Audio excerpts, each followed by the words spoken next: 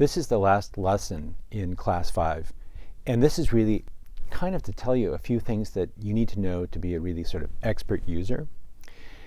And one of the things that's really important to know is to not overread what you're seeing on the display. So for example, there are some misconceptions that people have, and sometimes they will infer things that they really shouldn't.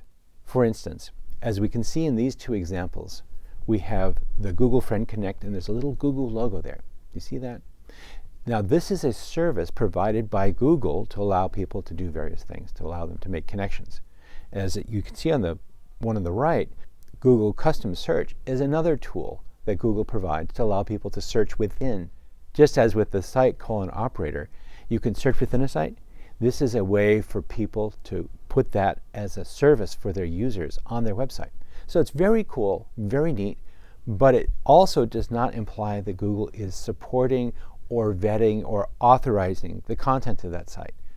Anybody, any webmaster, any author can put these links, these images onto their website, and it doesn't mean that Google actually supports or authorizes those pieces of work.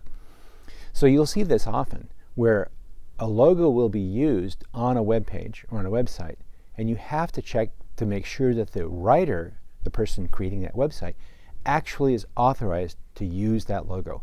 So sometimes I've seen famous news organizations' logos being misappropriated, and they're not actually supporting it. So be careful when you read these websites. Another kind of common misconception we see is that sites with Google Ads are also not necessarily vetted by Google. Google is ultimately an advertising business with a great search engine, but one of the things we also do is we provide advertisements to link advertisers with publishers, that is, the people who make the websites. So when we put up an ad, what we're implicitly saying is this web page matches the content of this advertisement. This is not an endorsement of the underlying web page. It's just letting you know that this advertisement really matches the kinds of content that's on this web page.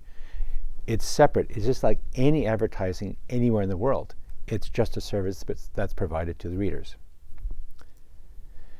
Finally, I want to remind you what Matt Cutts said earlier in this lesson, that rank order, that is the sequence in which the results appear on the web page, are not the same as authoritativeness or credibility. And so it's important to keep all these ideas distinct in your mind. Credibility is the degree to which you can believe it.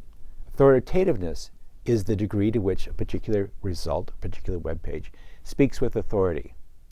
And finally, ranking is the order in which results appear on the search results page, 1 through 10.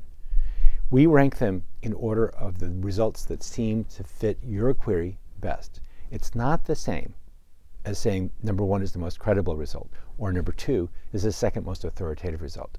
Those are different dimensions that you really have to understand and determine for yourself, because we don't know what factors you consider to be adding credibility or authority to the result. So this is really something for you to understand, and make sure you understand it clearly and not overread or overinterpret the web result. Now you've reached the end of Class 5, so go ahead and click on this end arrow below, and you can continue on to Class 6. You're almost at the end of the whole course.